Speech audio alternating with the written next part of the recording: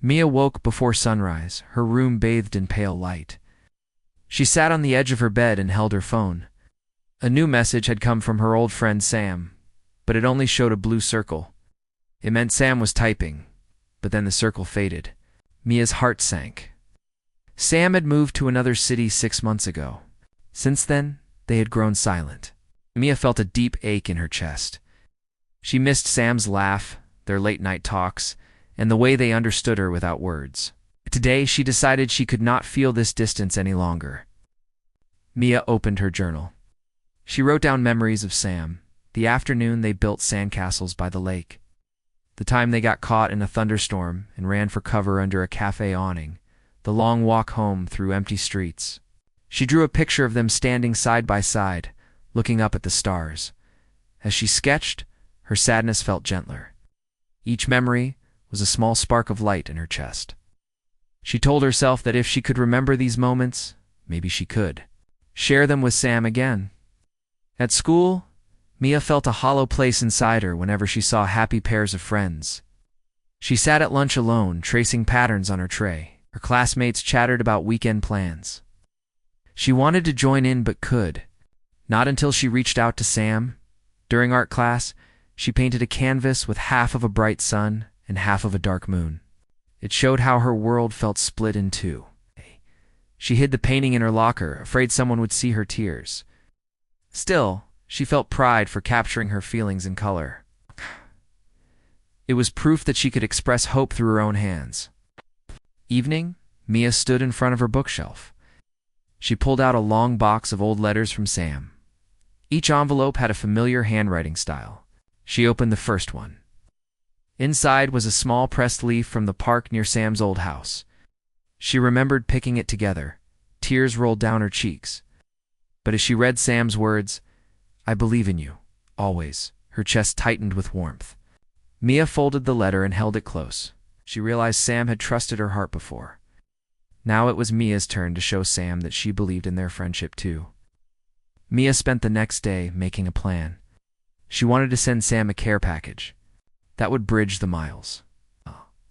She gathered Sam's favorite tea, a knitted scarf that she had made but never given, and a small book of local photos from their old town. She wrote a new letter, simple and honest. "I miss you. I don't know how to reach you, but I am trying. Please know you matter." Sealed everything in a box and carried it to the post office. As she handed it to the clerk, she felt a flutter of courage. She was sending more than a gift. She was sending hope. 2 weeks later, Mia returned home to find a letter waiting on her doormat. Her name was written in Sam's handwriting. Inside, Sam wrote about the busy life in the new city, the challenges of making friends, and how lonely it could feel. Then Sam said, "Your package was the light I needed. I kept the scarf close. I read your letter every night. I miss you too, and I want to find a way back." Mia's eyes filled with tears of joy. Her heart swelled with relief. The distance that once felt impossible now seemed smaller than a single letter. That night, Mia and Sam talked on video call for hours. They laughed at old jokes and shared new stories. Mia showed Sam her painting of sun and moon. Sam held up the scarf and nodded, eyes shining. They promised to write every week and to plan a visit as soon as they could. When the call ended, Mia felt her room glow with possibility. She closed her eyes and whispered, "We can do this." The ache inside her was replaced by a steady warmth. In the days that followed, Mia filled her journal with new entries. She wrote about sending sketches and poems to Sam, about planning a trip together next spring, and about how their friendship had grown stronger through distance. Whenever she felt doubt, she turned to her memories and that first spark of hope. She knew that being human meant facing hard moments, and that hope could light the way through any dark night. Mia smiled, ready for whatever came next. Alina woke, with a soft ache in her chest. It was the morning after her first long video call with Sam. She had stayed up late, laughing and sharing stories under the glow of her desk lamp. But when the call ended, the silence returned, the same quiet emptiness that had haunted her for months. She dressed slowly, her mind full of questions. Could she keep this new connection alive? How could she reach across the miles and make Sam feel close again? She sat down at her small desk, opened her journal, and drew a simple map. 2 dots, one for her town, one for Sam's city connected by a dotted line. Beneath it, she wrote, Step 1, find a way. After breakfast, Alina decided to look at her savings jar. Over the past year, she had dropped coins in it each week, hoping to buy a new sketchbook or treat herself to coffee with friends. Today, she pulled out the jar and tipped the coins into her palm. They jingled like a promise. She counted $50. Not nearly enough for a plane ticket, perhaps enough to start something. She smiled. I can begin small, she whispered. With renewed hope, Alina opened her laptop and began to research. She searched for cheap bus routes, shared rides, and even bike courier jobs that might let her travel cheaply. She printed a list of options and tapped each one with her finger. The bus fare was $200, too much, so shared ride might. Cost $150, still more than she had. A courier job promised free travel, but asked for 6 weeks of work before she could use it. As she read the fine print, her heart sank. She closed the laptop. Doubt crept in. Maybe I can't, she thought. But then she remembered Sam's words from the video call. We will find a way. That small phrase lit a spark inside her. Alina stood and paced her room. Her eyes settled on the painting she had made, the half-sun, half-moon that hung on her wall. It had helped her part one of the journey. Perhaps art could help again. She grabbed her sketchbook and pencils and began to draw. She sketched the two of them under a huge tree, its branches reaching out like arms. She wrote on the sketch, Until we meet again. Beneath it, she drew a tiny envelope. Later that afternoon, Alina gathered supplies for a new plan. She slipped the drawing into an envelope. Then she added a small USB drive with a short video montage, clips from their old adventures. Pictures of her town in spring, and a voice recording saying, I'm here, I'm ready. She packed it all into a padded mailer. At the post office, the clerk weighed the package. $3.50. Alina handed over the coin she had emptied from her jar. Her hands shook. This is for us, she told the package before, sealing it. Back at home, Alina felt both tired and hopeful. She sat by her window and watched the sky darken. A cool breeze carried the scent of late summer. She imagined the package traveling across highways and through sorting centers until it reached Sam. She closed her eyes and pictured Sam opening it, smiling at the drawing, watching the video, feeling Alina's hope across every mile. She thought of how humans could find new ways to connect, how they could turn tools and art into bridges. It felt proud of her own courage, proud of the spirit that would not give up. 2 weeks passed. Alina continued her daily routines, but each day carried a quiet excitement. She woke early to check her mailbox. She stopped by the local park. To clear her mind, she painted small landscapes, sending photos to Sam by text. Most days, there was no reply. Some days, only a simple thanks. Still, she held on to hope. She reminded herself that small steps mattered. Each moment of effort was part of their story. On the 15th day, Alina found a large envelope addressed to her on her doorstep. Her heart raced. She carried it inside and sat at her desk. Her fingers trembled as she opened it. Inside was Sam's sketch of Alina standing on a bridge, arms open wide, waiting. Behind her was the skyline of Sam's new city. On the back, Sam had written, Soon, I will cross that bridge. Beneath it, a plane ticket stub fell out. The first half paid. Alina gasped. Tears filled her eyes. That night, Alina called Sam. Tears and laughter mixed as they spoke. Sam explained that the package arrived just when they needed courage, just when loneliness felt too heavy. Together they made a plan. Alina would work the courier job for 2 weeks, and then travel to Sam's city. They talked late into the night, planning every detail. When they hung up, Alina felt her world grow brighter. In her journal, Alina drew the final scene. 2 dots joined by a solid line, a bridge of hope built from art, courage, and human spirit. She wrote beneath it, We can do this? And for the first time since Sam moved away, she believed it with all her heart. Noah stared at the empty seat across from him in the school cafeteria. It had been 6 months since Taylor moved to the coast. Every day Noah felt a little more alone. He missed Taylor's easy laugh, the way they would finish each other's sentences, and the long afternoons they spent building model rockets in Noah's backyard. Now, Noah had only memories and a quiet ache that stayed with him. After lunch, Noah carried his tray outside and sat under the old oak tree. He watched students pass by, talking in small groups. He reached into his backpack and pulled out his phone. He opened their chat, but the last message Taylor sent was a single good luck emoji. He typed a question, "How are you?"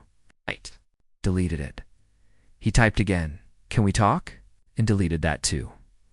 He closed the chat and sighed. The words felt too small for what he wanted to say. That evening, Noah went to the park near his house. The sun was low and the sky glowed orange. He walked to the swings and sat down, pushed himself gently. The breeze lifted his hair. He closed his eyes and remembered Taylor's smile when they both caught sight of a shooting star.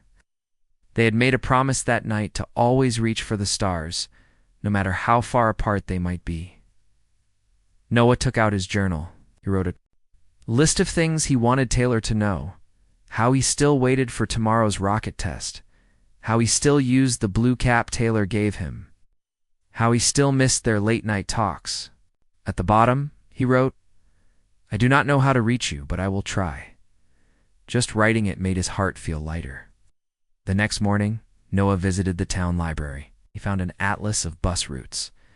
He flipped through pages until he found the coastal city where Taylor lived.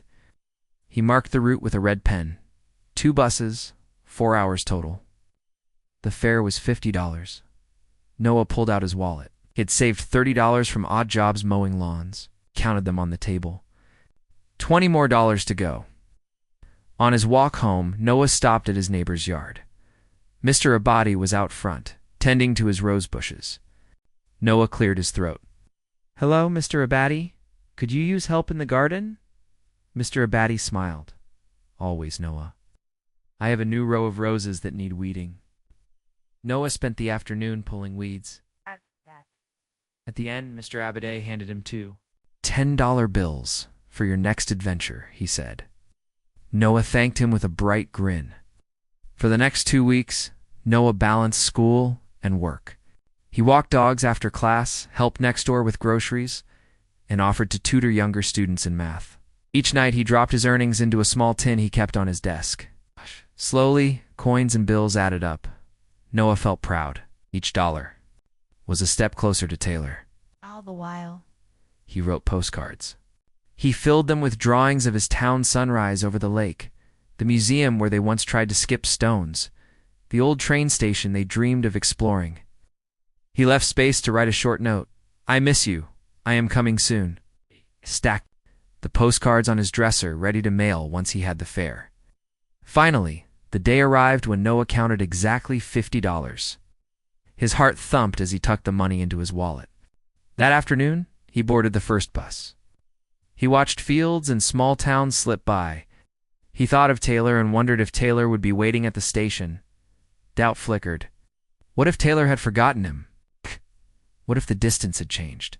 Everything. Noah took a deep breath. He told himself that humans could cross oceans, climb mountains, and reach the moon. He, too, could cross this distance. He reminded himself of all times he had overcome fear. He tightened his grip on his backpack strap and stood in the aisle until the bus slowed near the coast. The salty air drifted in through the window. Noah leaned forward, scanning the platform. When the bus stopped, Noah climbed down and stepped onto the platform. His legs felt shaky. He spotted a familiar figure by the station bench Taylor's. Back turned, head bent over a sketchbook. Noah's chest tightened. He walked up slowly, every step filled with courage. Taylor. Taylor looked up. Taylor looked up. For a moment, no one spoke. Then Taylor's face broke into the same easy smile Noah had missed so much. "Noah," Taylor said, voice bright. "You came." Noah nodded, feeling tears prick his eyes. "I missed you," he whispered. I hugged. Under the station's glass canopy. The sun set behind them, painting the sky in colors of hope. Noah and Taylor sat on the bench and shared the postcards Noah had made. Taylor showed his drawings of the coastal town. They talked and laughed until the streetlights came on. As they walked together toward Taylor's new home, Noah realized that human hope was stronger than any distance. No matter how far apart they were, their hearts remained close. And that night, under the first stars of a new adventure, they both knew that friendship could bridge any gap. Arjun woke at sunrise, the sky pale blue beyond his window. He sat up slowly and reached for his phone. Another morning without a message. From Layla. She had moved to Berlin 3 months ago. Since then, Arjun had tried texts, video calls, and emails. At first, she replied quickly. Now, messages went unread. The silence settled around his heart like dust. He missed her voice, her laughter, her gentle advice. He ached to feel close again, but every screen was a barrier. If he wanted to reconnect, he needed a new way. He got out of bed and went to his attic. There, under sheets and boxes, he found an old shortwave radio his grandfather had given him. The radio looked dusty and silent, but it still felt alive in Arjun's hands. He remembered afternoons listening to voices from far places, hearing stories of strangers. Maybe he thought he could reach Layla through waves in the air. Human voice could travel beyond borders. With hope stirring in his chest, Arjun set up the radio on his desk, cleaned the dials, and plugged it in. That afternoon, Arjun learned how to tune the radio. He studied manuals online and watched simple videos on his tablet. He learned about frequencies, signals, and broadcast power. The more he learned, the more he believed humans could build bridges from one heart to another. When he was ready, he recorded a short message. His own voice saying Layla's name, recalling a shared memory of stargazing in his backyard. He spoke slowly and warmly, his words carrying hope. "This is Arjun," he said. "I miss you. Hope you're well. Please listen." Next. He needed to send the message. He carried the radio to the roof and set up a small antenna.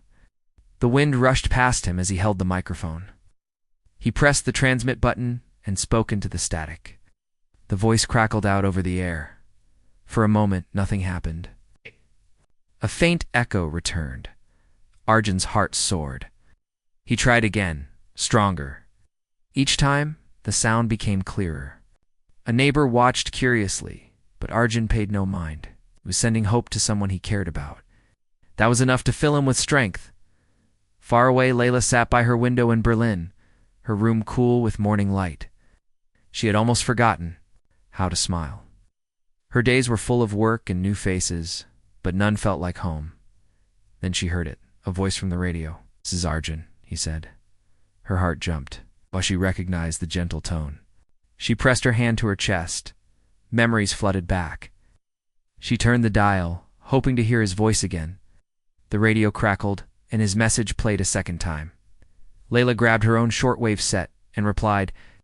With shaky hands, she spoke. "Arjun, is that you?" Her voice echoed over the air.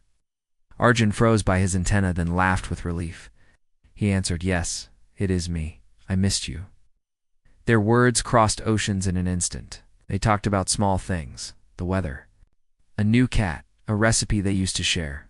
They laughed at old jokes and remembered dreams. Even though they were apart, their spirits felt close again. Someone had gone the extra mile to reconnect. That human spirit felt powerful. Over the next days, they kept talking through the radio. Layla sent a short recording about life in Berlin. Arjun sent pictures of his garden. Ow.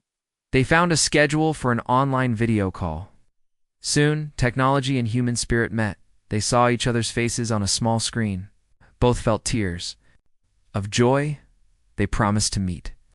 Arjun decided to save money again. Layla found a cheap train ticket across Europe. Their plan felt both daring and hopeful. The next week, Arjun took his work further. He joined a local ham radio club. He taught others how to set up simple transmitters and receivers. He shared his story of reconnecting with Layla. Soon, dozens of people in his town were sending messages to friends and family far away.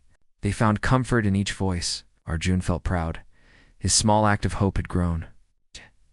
Humans were stronger when they helped each other. He looked forward to the day when he would meet Layla in person, but until then, he knew he had done something Good for many people one morning. Arjun received Layla's final radio message. She had bought a ticket and would arrive in 2 weeks. His heart raced with excitement. He cleaned his room and planned a welcome sign. His neighbors offered to decorate too. When the train pulled in, Arjun ran toward Layla on the platform. They embraced under a bright sky, tears and laughter mingling. Arjun realized that human hope, creativity, and kindness could bridge any gap. As they walked hand in hand toward the city, he whispered, "We did this together," and Layla replied, "Humans can do anything." Sophie woke before dawn, her room quiet and still. She reached for her phone and stared at the empty chat window. Ethan had moved 2 months ago, all the way across the country, to start a new job. At first, they messaged each other every day. Now her messages sat unread. Her heart felt heavy. She missed Ethan's easy smile and the way he always knew what to say. She wanted to hear his voice again, but did not know how to reach him. She needed hope to bridge the miles. After breakfast, Sophie went to her small workshop in the garage. She dusted off a virtual reality headset she had bought last year. She and Ethan once built a simple VR game together, a tiny cabin in the woods where they explored hidden rooms. Sophie remembered their laughter as they discovered secret doors. She thought, if she could rebuild that world, maybe Ethan would. Returned, she believed that humans could use tools to bring hearts closer, 1 pixel at a time. Sophie powered on her old laptop and searched for VR tutorials. She found easy guides on coding simple 3D scenes. She watched videos on placing objects and setting up lighting. At first, the commands looked strange. She felt a flicker of doubt, but she took a deep breath and reminded herself, humans learn new skills every day. She typed 1 line of code and saw a floating cube appear on her screen. Her heart lifted. She had taken the first step toward reconnection. Over the next days, Sophie worked after school and on weekends. She sketched ideas on paper. A circular clearing in a pine forest, a wooden cabin with ivy on the roof, a winding path by a waterfall. She painted textures and collected sounds of birdsong and rushing water. Each morning, she felt tired but excited. Each evening, she tested her build and fixed small bugs. When the cabin door opened, a ray of light poured inside. Sophie smiled. She was creating a bridge of memory. One afternoon, she hit a big problem. The VR scene would not load on the headset. She pored over forum posts and asked questions. A friendly user suggested changing a file format. Sophie followed the advice and held her breath as she clicked. Run. The headset blinked and then showed the forest clearing in full color. Leaves rustled in virtual wind. But Sophie let out a cheer. She had made something that felt alive. She knew that if she could build this world, Ethan might step inside it too. With hope in her heart, Sophie recorded a short message inside the VR scene. When the cabin's fireplace crackled, a floating text appeared. Ethan, if you are there, I miss you. She packaged the VR build and wrote an email. I rebuilt our cabin. I hope you can join me here. She clicked send and closed her eyes. She imagined Ethan's smile when he saw the message. She believed that human creativity and kindness could span any distance. That evening, Sophie sat in the dark, wearing her headset. Suddenly, a notification arrived. Ethan had downloaded the file. Her pulse raced. She opened a voice call inside the VR world. A crackling sound, then a familiar voice. Sophie. Ethan sounded surprised but happy. She answered, I made this for us. He described the glowing trees and the ivy on the cabin. They talked as avatars, their faces lit by virtual firelight. Her chest warmed with relief. She felt close to him again. Over the next week, they explored the VR scene together. Ethan showed her new environments he built too. He added a stone bridge and a field of wildflowers. Sophie wandered through his scenes, marveling at the bright petals. They laughed and planned new rooms. Their friendship grew stronger with each shared moment. Sophie proved that humans could use technology and hoped to rebuild broken connections. Each sunrise, she felt more confident that distance could not erase care. One day, Ethan spoke softly, I want to meet you in real life again. Sophie's heart leaped. They agreed on a date and place, the old park in their hometown. Sophie saved money by tutoring younger students and selling painted wooden figures. Ethan booked a train ticket. They both counted the days with excitement. When the day arrived, Sophie stood under the old oak tree and waited, phone in hand. She worried for a moment that he might not come, but she breathed deeply and reminded herself of the hope that brought them here. Then she saw Ethan walking toward her, his smile bright in the morning sun. Sophie's eyes filled with tears of joy. She ran to him, and they embraced under the wide branches. She felt his arms like home. He talked about the VR scene and how it kept them close. Sophie realized that human spirit, mixed with simple tools and hope, could conquer any distance. She looked at Ethan and whispered, "We did it." And Ethan replied, "Humans can do anything together." Lucas woke before dawn, the sky pale with morning light. He reached for his phone, checked his messages, then sighed. Zoe had moved too. Tokyo 4 months ago. At first, they talked every day. Now, Lucas's messages went unanswered. He missed Zoe's bright laughter and the way she turned small moments into big memories. The silence felt heavy, sat on his bed and stared at the wall, wishing he knew how to reach her heart again. After school, Lucas climbed into the attic. It was dusty, but he felt hope stir when he saw his old laptop. He dusted it off and carried it downstairs. He knew little about building websites, but he believed humans could learn new skills if they tried. He set the laptop on the kitchen table and searched online for simple website tutorial. As he read guides and watched short videos, his sadness eased. He told himself that if he could build a place for memories, maybe Zoe would come back. That afternoon, Lucas sketched ideas in his notebook. He drew a map of their town, little icons marking their favorite spots, the cafe where they shared hot chocolate, the library where they read together, and the hill where they watched sunsets. Beside each icon, he wrote a sentence. "Remember this?" Under the hill, he added, "I hope we can watch another sunset together." Each line made him smile. He believed that if he showed Zoe these shared moments, she would know he still cared. Over the next days, Lucas stayed up late learning basic code. He typed simple HTML to create pages, then learned a bit of CSS to add colors and shapes. At first, the website was plain, black text on white background. He felt frustrated, but he kept going. He reminded himself that humans build rockets and cure diseases, so he could learn a little web design. Slowly, the pages took shape. A home page welcomed visitors, an about page told their story, and the map page waited for the pins. When Lucas felt ready, he added the memory pins. He wrote short descriptions. Our first coffee date, midnight story session, rainy day art class. He found small icons online and placed each one at the right spot on the map. Then he recorded his voice saying, "Zoe, if you are here, please add your memories too." He uploaded a simple audio file to the site. His heart pounded as he clicked publish. He had created a bridge of code and memories. Now he needed Zoe to cross it. The next morning, Lucas sat at his desk and drafted an email. He wrote simply, "Hi Zoe, I miss you. I built a website of our memories. You can see it here, www.ourmemories.space. Password, hope. Please add your pins if you want. Love, Lucas." He paused before sending. Then he clicked send and closed his eyes. He pictured Zoe opening the link, hearing his voice, and smiling. Even if she did not reply, he felt proud. He had shown his hope in a new way.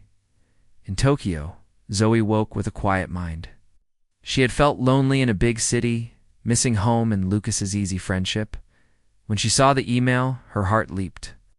She typed the password and watched the map load. Tears filled her eyes as she clicked each pin. She heard Lucas's voice crackle through her speakers. "Zoe, if you are here." She smiled and played the message again. Then she clicked add pin, chose a spot near her building, and wrote, "My first taste of sushi, wish you were here." She hit save. Zoe sent a short reply. "Thank you, Lucas. This means so much. I added my pin. I miss you too." He read her message and felt warmth fill his chest. He opened the site and saw Zoe's pin glowing red on the map of Tokyo. He tapped it and read her note, closed his eyes and breathed deeply. Hope felt real again. That evening, they video called each other. Zoe showed him her sushi plate and laughed when Lucas made a funny face. Lucas pointed to his screen, where their map now showed pins across 2 cities. They talked about adding photos and planning a visit. Zoe said she would save money for a plane ticket, and Lucas said he would welcome her at the airport with a new memory map. As Lucas closed his laptop that night, he remembered the first time he felt too small to try. He smiled at how far he had come. Humans could learn, create, and connect even across oceans. He felt proud of his courage and hopeful for their future. He wrote a new pin on his notebook map. "We will meet again." And he believed it with all his heart. Aisha woke before sunrise, her small room still dark. She reached for her phone and saw no new messages from Kieran. Kieran had moved to Canada 5 months ago. At first they talked every day. Now, Aisha's texts sat unread. Cold feeling settled.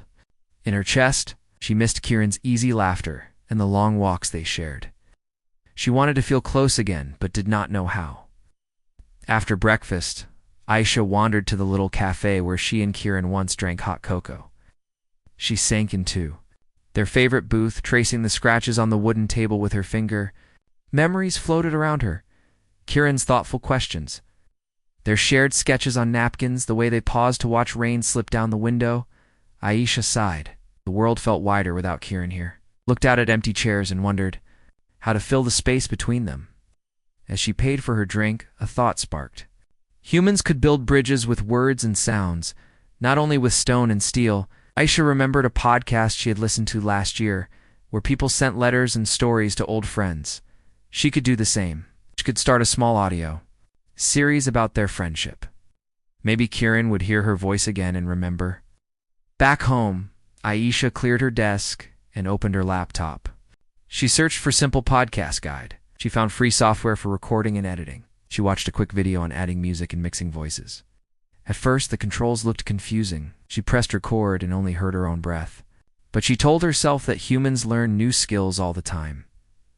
She took a deep breath and kept trying. Over the next days, Aisha gathered stories from friends who knew Kieran. She called their classmates and teachers. Each person shared a moment. The time Kieran helped fix a broken bicycle.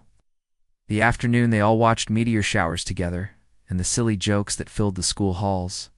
Aisha recorded each voice clip on her laptop. She felt hope grow with every story she heard. She believed that showing so many memories would remind Kieran of home. Once she had enough clips, Aisha wrote an introduction script. She spoke simply. "Hello, Kieran. This is for you. We all miss you, and remember the times we laughed. We hope you feel close to us again." She found soft music online that was free to use. She mixed the voices, her own words, and the music into a short episode. When she listened back, she felt a warm glow. The sounds carried hope and care. Aisha signed up for a free podcast hosting site.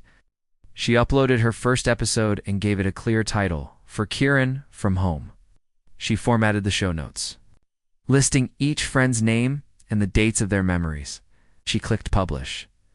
The episode link glowed on her screen. Her hands trembled.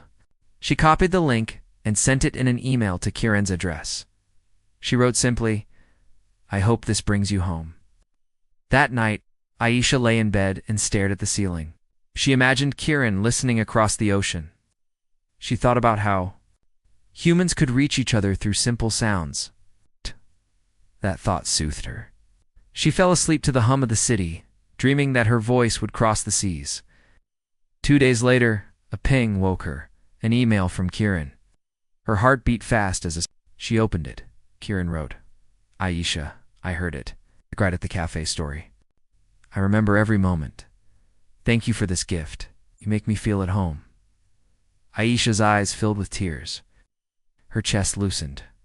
Hope had come back to life. That evening, they set up a video call. Aisha held her phone in the cafe booth.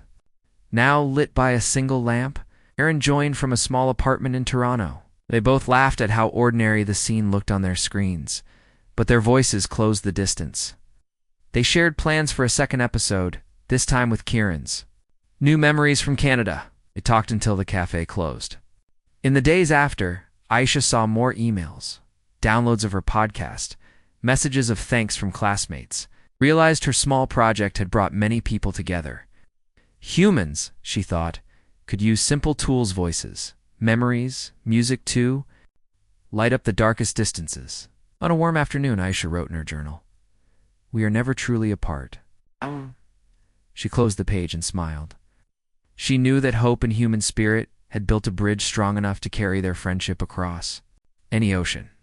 And she believed they would keep walking across it, side by side, no matter how far they roamed. Omar woke before sunrise, the sky soft pink outside his window.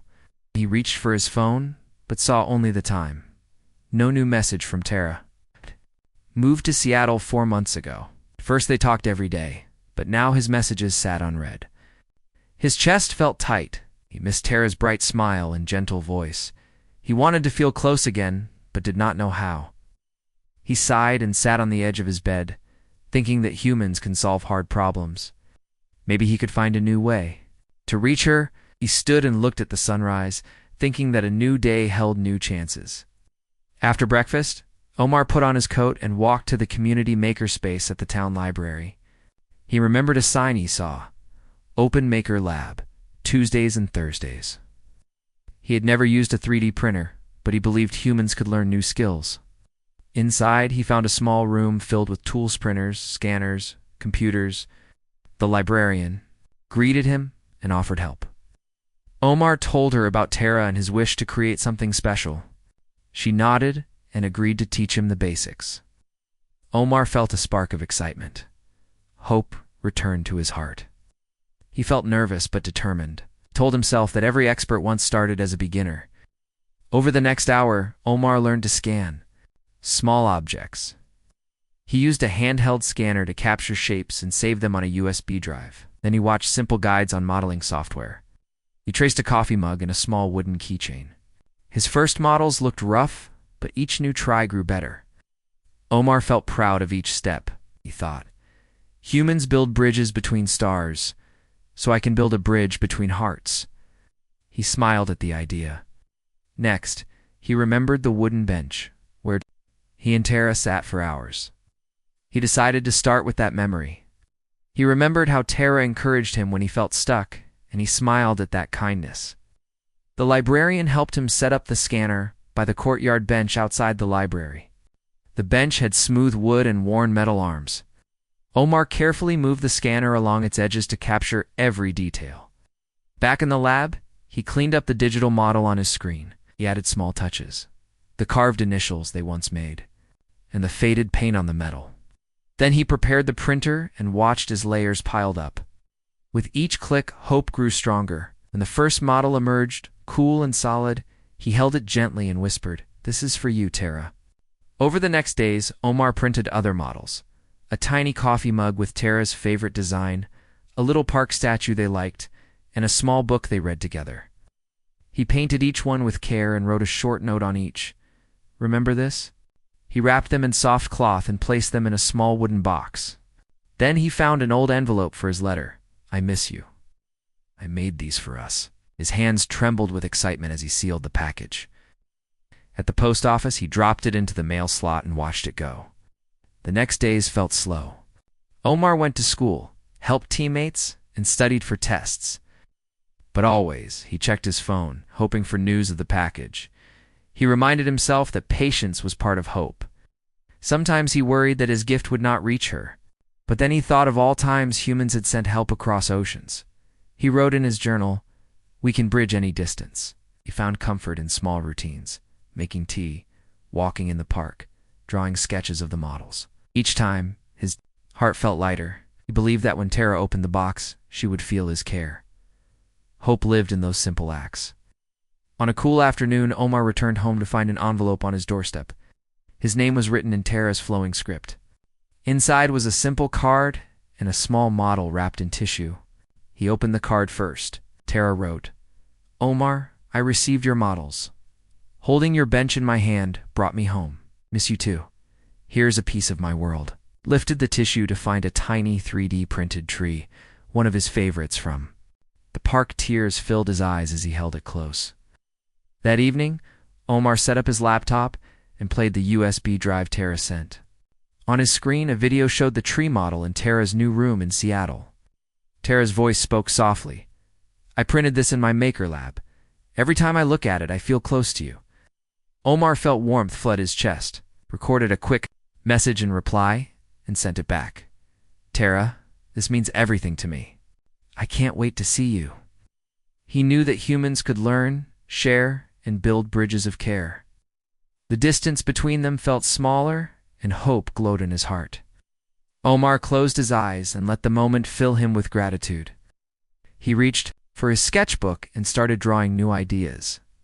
Ryan woke to the soft glow of dawn filtering through his window. He reached for his phone, but there was no message from Mila. She had moved to Melbourne 3 months ago, chasing a new job and a fresh start.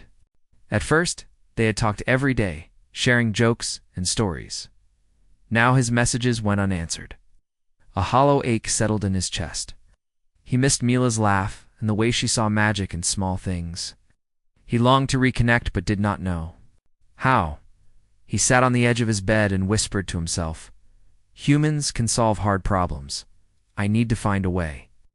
After breakfast, Ryan grabbed his coat and walked to the local hobby shop. Inside, shelves held model airplanes and robot kits. He scanned the rows until he found a drone kit with a simple label, "Build, Fly, Connect," he remembered.